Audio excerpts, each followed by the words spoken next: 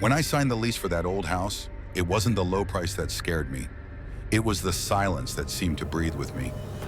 Before starting the report, subscribe to the channel, activate the bell so you don't miss any videos. Write in the comments what time this video arrived for you. Now, enjoy your favorite horror session. After years cramped in a noisy apartment downtown, all I wanted was peace. City life was slowly eating me alive, honking, rushing, neighbors who felt more like machines. So when I saw the listing for that old house on the edge of a small, forgotten town in rural Pennsylvania, I felt like it was my chance to start over. Surrounded by trees with a big backyard, a wood-burning stove, and a wooden porch that overlooked the old, overgrown railroad tracks.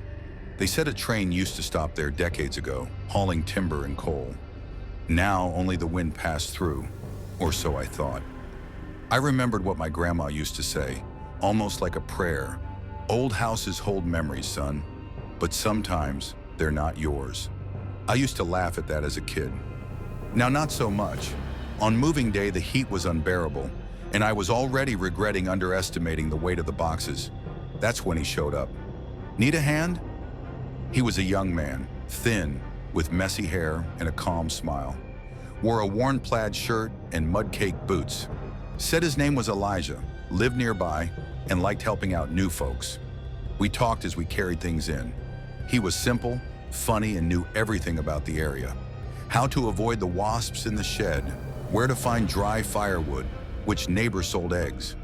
There was just one strange thing. Even when something fell on the other side of the tracks, he never crossed them.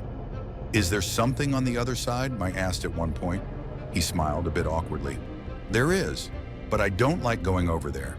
You'll understand in time. I figured it was just local superstition. I'd grown up hearing those. My dad swore he heard footsteps in the cornfields at night.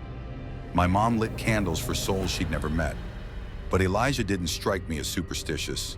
He seemed trapped, as if those tracks were more than rusted steel, as if they were a boundary. In the days that followed, Elijah kept coming back. He'd knock on the door in the morning, bring coffee and cornbread, chat a bit, talked about little things, but also taught me useful tricks for living out here. It felt like having a brother I never had, but he still never crossed the tracks. And then I noticed something else. I never saw him arriving. He just appeared, as if the time between the wind rustling and the creaking porch opened a door just for him. By the third week, I asked, "Where do you live, Elijah?" "I've never seen your house." He smiled, looked toward the tracks, and said, "My home's hard to explain, but it's around here." Before I could press further, he changed the subject. That was the first time I heard the distant whistle. It wasn't the wind. It wasn't imagination. It was a muffled old sound, like a train trying to remember it once existed. That same night, Elijah didn't show up, nor the next day, nor the day after. But the sound of the train grew louder. It haunted the night, a distant echo dragging through time, reverberating along the abandoned rails. I couldn't sleep. I sat for hours on the porch, staring at the tall grass, swallowing the tracks, as if nature wasn't just reclaiming metal, but the stories it once carried. Just before dawn, I decided I needed to understand. The next day, I went looking for Elijah. First, I asked the neighbors, but no one seemed to know him. I asked the old man on the corner, gray-haired, hoarse voice, tired eyes. "Elijah," I asked, "do you know a guy named Elijah?" He looked at me for a moment, like digging for a lost memory. "Oh, that boy from the tracks?" he said with sadness in his voice. He threw himself onto the rails. Must have been 5 years ago. My heart nearly stopped. "What do you mean?" My voice cracked. "He disappeared, and you're telling me this now?" "People say he was lost, poor kid. No one really listened to him. Said he wanted to get out of that loneliness, but he couldn't. And the worst part, they say his spirit never left the line." I didn't know what to think, but suddenly everything made sense. The way he appeared and vanished, the refusal to cross the tracks, the strange feeling that lingered in that place. I went back home, shaken. The air felt heavier, and the silence in the old house sounded different, almost like a whisper. A cold breeze brushed the yard, like a warning. That night I didn't dare look at the tracks. In the days that followed, I tried to stick to my routine. I worked from home, unpacked boxes, and read through the old books I'd found in the attic. One stood out, a journal, yellowed pages in shaky handwriting. It belonged to someone who lived there decades ago. In it, I learned the train stopped running in the late 70s. But one note stood out: silence weighs more than steel. They say the boy lost on the tracks still speaks through the wind, waiting for someone to listen. That his spirit is trapped there, like a shadow that won't leave. I kept wondering, was Elijah just a boy? Or something more, something caught between the living and the dead? That same week, strange things started happening. I felt his presence, the smell of damp earth, a whisper just out of reach. One night, I woke up to soft footsteps in the yard, but when I got up, no one was there. I walked to the porch and for the first time crossed the tracks. My heart raced. Every step felt heavier. On the other side, nothing seemed unusual, except for a rusted sign with the name of the line, Hope Line. As I stared at it, a faint voice drifted to me, like a whisper carried on the wind. Help! My body froze. It was him, Elijah, or what remained of him. From that moment, I started hearing more. Subtle voices, small signs I wasn't alone, and part of me felt I had to help that spirit, still tied to the place. But how? How do you help someone who no longer belongs to this world? Stuck between the rails of the past and the silence of the present? My grandma's phrase echoed again. Old houses hold memories, but sometimes they're not yours. Now I was beginning to understand, and the bigger question haunted me. What did Elijah want to tell me? Why this house? This line? That night before bed, I left a chair on the porch, hoping he'd return and talk. What I didn't know was that the house and the tracks held stories I could have never imagined. I left that chair outside all night, heart tight with expectation. In that old house, time felt warped, like every second could stretch long enough to reveal a secret. In the middle of the night, the wind howled louder, and I swore I heard soft footsteps nearing the door. But when I opened it, no one was there. Days passed. I started feeling connected to that place and to Elijah, the boy who never crossed the tracks, who appeared out of nowhere, like a piece of time that got left behind. I knew I had to find the truth, even if it meant facing something far greater than I imagined. One day, I found an old photo album hidden in a box in the attic. The pictures showed the area decades ago, the rail line alive with children playing near the tracks, workers and families. And there he was, Elijah, smiling at the camera, in the same plaid shirt and muddy boots. But in an older photo, behind the train station, there was someone else. A woman, sad-eyed, seemingly calling to him. The caption read, Lucy, 1978, my sister, always waiting for me to come home. That photo unsettled me. Who was Lucy? Why couldn't Elijah cross the tracks? That night, the wind brought the whisper again. Help! This time I answered. Elijah, what do you want? What happened? The air grew dense. The temperature dropped. And then, as if the world split open, his silhouette appeared on the porch. It was him, but different, paler, his eyes deep with sorrow. He spoke in a low voice, as if the weight of memory was too much to bear. I didn't want to leave. I just wanted to go home. Lucy was waiting on the other side of the tracks. I felt I had to cross to be with her, but something always stopped me. I didn't know I was stuck between two worlds. He told me the truth. He died 5 years ago, trying to cross the tracks to reach his sister, who had died long before. The train that stopped running hadn't just abandoned a rail line. It opened a rift, where souls with unfinished stories remained trapped between life and death. I needed someone to hear me, someone who could understand, someone who could help me find peace. That's when I realized in the house, the railroad, and Elijah were bound by an old story of loss, regret, and a desperate desire for release. I had two choices: stay in that house with its shadows and secrets, or help Elijah cross that invisible line, the boundary between the living and the dead. Heart pounding, I picked up the old chair and sat outside, facing the tracks that wound into the woods. Elijah appeared beside me, peaceful for the first time, and together we crossed that line. The wind changed, lighter now, like a soft embrace, and with a final glance, Elijah smiled. "Thank you for listening. I can go now." He vanished and silence fell over the place. The train's echo faded forever, but peace had returned. By sunrise, I knew something inside me had changed. The house was no longer just old and quiet. It held a memory, one that had finally been set free, and I understood what my grandma had meant. Sometimes a house doesn't just hold memories. It holds souls that need to be heard before they can move on. And the tracks? They weren't just abandoned rails. They were a boundary between worlds. The final road for those left behind, waiting for someone to finally hear their call. I heard it, and it made all the difference. Are you enjoying the video? Leave your comment. Your support is very important to the channel. Now let's move on to the next report.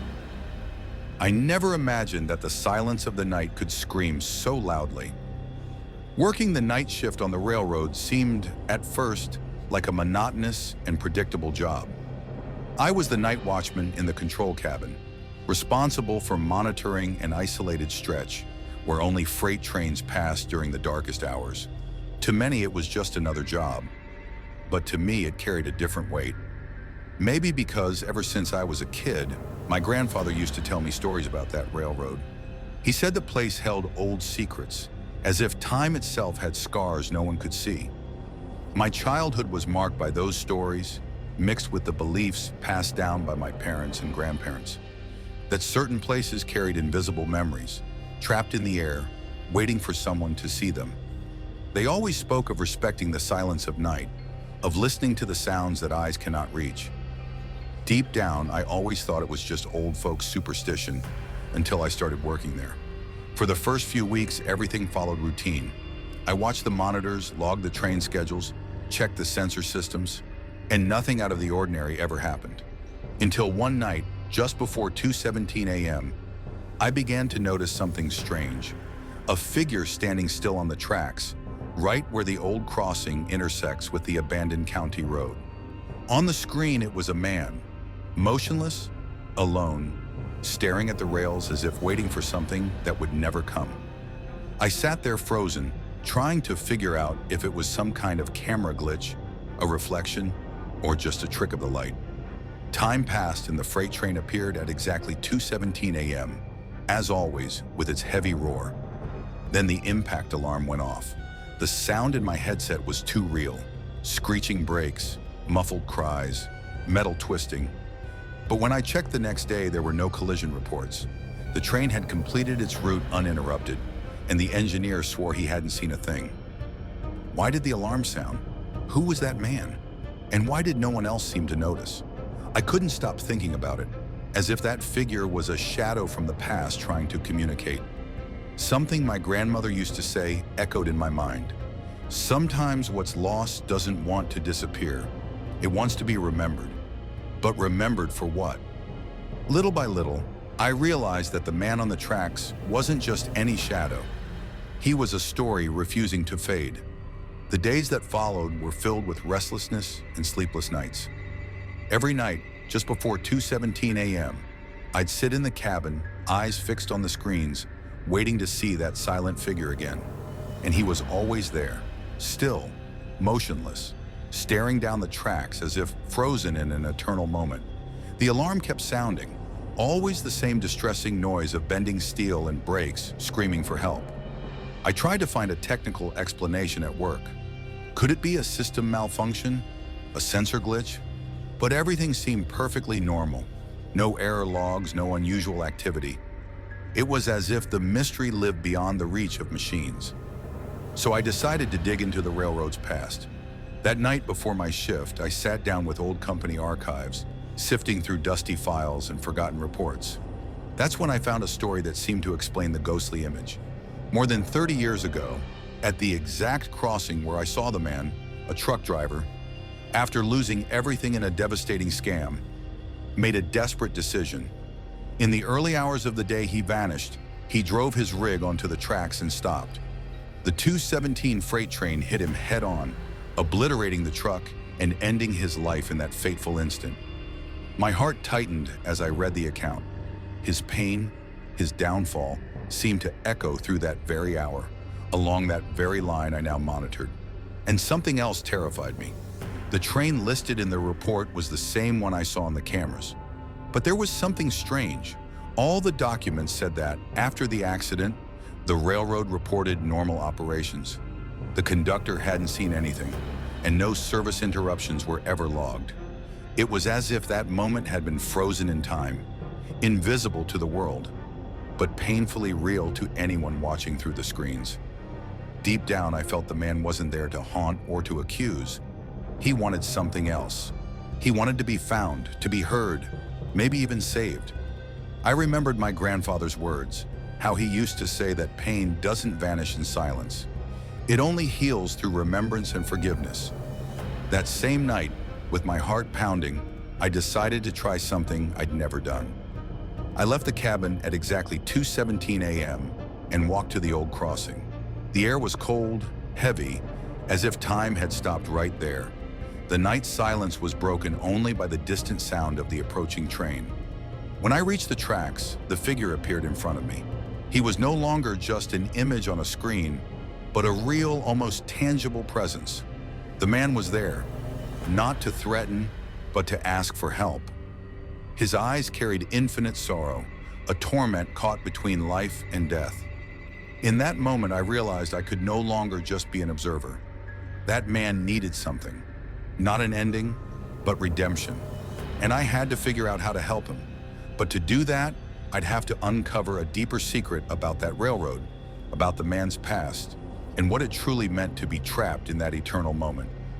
And as I tried to make sense of it all, one question kept pounding in my mind. If that soul was doomed to relive his tragedy, was there a way to change the fate that held him there? I discovered that some ghosts don't just want to be seen, they want to be set free. After that night at the crossing, I couldn't think about anything else. The man's face, his expression of grief and regret, was etched into my memory like an invisible tattoo. I felt that his soul needed more than recognition. It needed help to escape that endless loop. I started searching for clues. I returned to the old archives, spoke with retired railroad workers, tried to learn more about that truck driver's life. What I found only deepened the mystery. He had no family, no one to mourn his loss. But in his farewell letter, there was a line that shook me. I want to erase my pain, not who I could have been. That's when I understood. He didn't truly want to die. He wanted redemption. Something was anchoring him to that moment. A regret so heavy that it wouldn't let him rest. The next night I returned to the cabin. When the clock struck 2:17 a.m., the train appeared, and so did the man on the tracks. This time I didn't just watch. I stepped out again and walked slowly to the crossing, the air thick and still. As I approached, he raised his eyes and spoke, his voice hoarse, barely a whisper. "Can you help me?" I wanted to answer, but fear held me back. Then he explained, "It's not just about being seen, it's about believing I can change, that my pain doesn't have to be my prison." With that, I realized he wasn't asking for a savior. He needed someone who believed redemption was still possible. A simple request, but a heavy one. That night I took action. I studied old rituals my grandparents had once taught me. Prayers and gestures meant to help lost souls find peace. And then, as the distant train echoed through the night, I began to recite ancient words. Words of forgiveness and release. The man began to change before my eyes. His form, once blurry and still, started to dissolve into a faint light, pulsing with a growing calm. Before vanishing completely, he smiled. A look I'll never forget. Relief, peace, finally. The next morning, when I checked the control room, the strange phenomenon didn't return. The impact alarm that used to blare at 2:17 a.m. with sounds of a crash never went off again. The man on the tracks was gone, and for the first time, the railroad felt free from that invisible weight, that memory that stretched through time. I finally understood what my grandfather had meant. The silence of night isn't empty. It's full of stories that need to be told, so they can finally rest. What I experienced wasn't just an encounter with a ghost. It was a reminder that sometimes the wounds we carry aren't only ours, They can trap other souls, other stories in an endless loop. And what binds them isn't death, but regret, unresolved pain. Freeing that soul meant more than an act of bravery. It was an invitation to believe that even in the silence of night, there's hope for those who dare to listen. Before we move on to the next story, don't forget to like and subscribe to the channel. It's a pleasure to have you here. Now enjoy the moment listening to the next story. When I heard the train whistle for the first time, I never imagined it would change everything. We had just moved into that small house, tucked right along the bend of the railway, a place everyone in town called Dead Man's Curve. But we needed a fresh start. My daughter Clara was only 5 years old and didn't yet understand what it meant to adapt to a new, unfamiliar place. I had grown up hearing stories from my grandparents about that railroad. They said strange things happened near the tracks, but I always thought that was just small-town exaggeration. Spooky tales meant to scare kids or pass the time. My mother used to say that sometimes spirits get stuck where something terrible happened, that they can't leave because something's unresolved, something we're meant to understand. I laughed it off, just old superstitions, I thought. But now, watching Clara speak to someone who wasn't there, I began to doubt everything. At first, she just mumbled things to herself, words I didn't understand. The track friend, she'd say, like it was the most normal thing in the world. I'd look into her eyes, trying to tell if this was just childhood imagination or if there was something deeper in her serious gaze, like she was having a real conversation. When Clara giggled and said the friend only came when the train passed, I felt a chill. I didn't tell anyone. Didn't want to sound crazy or make it seem like my daughter had an imaginary friend. But one night, while tidying her room, I found the drawings.